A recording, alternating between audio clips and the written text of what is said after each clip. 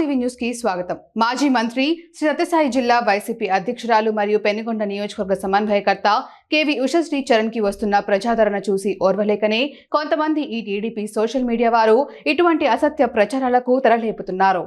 నేడు శ్రీ సత్యసాయి జిల్లా సోమందేపల్లి మండల పరిధిలోని చల్లాపల్లిలో జరిగిన మా వైసీపీ పార్టీ కార్యక్రమంలో నేను పాల్గొనడం జరిగింది.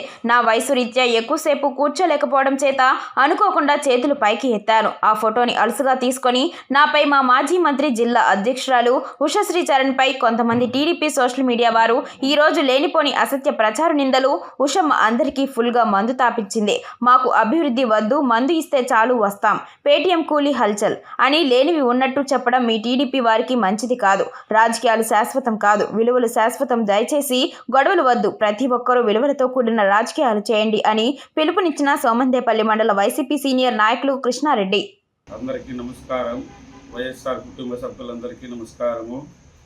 ఈరోజు జరిగిన మీటింగులో మా ఉషమ్మ మీటింగ్ చేయబడిన వల్ల మమ్మల్ని ఆహ్వానించడంతో మేము ఆటకి పోయినాం. పోయిన తర్వాత ఆడ మీటింగ్లో జరుగుతున్నా మేమంతా కూర్చొని ఉండాం. కూర్చొని ఒక గంట సేపు బాగా మీటింగ్ జరుగుతూ ఉన్నది. మేము ఎంతసేపు అయినా, నా వయసు 60 ఏండ్ల వయసు నాకు. ఆ 20 ఏండ్ల వయసులో అర్ధ గంట సేపు కూర్చుంటే కొంచెం ఇదైంది. నేను చేతులు పైకెత్తి ఆవులించినాను. బాగా జనాదరణ వచ్చింది. జనాదరణ చూసి ఓర్వలేక ఈ పేటీఎం సోషల్ మీడియా నా కొడుకులు ఉంటారు చూడే, వీళ్ళు వాడు తాగడిపోతు నా కొడుకై వాడు నన్ను అన్నాడు.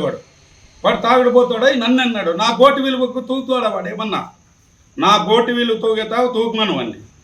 నేను కాంట్రాక్టర్.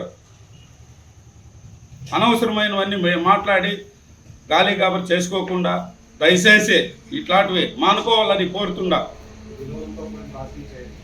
విలువలతో కూడిన రాజకీయం చేయండి.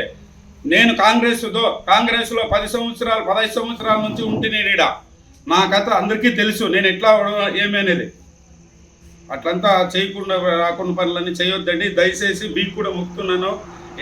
ఈ టీడీపీ వాళ్ళకి దయచేసి ముక్తానని చూడండి. లేకున్నవన్నీ గొడవలు పెట్టుకోవద్దండి.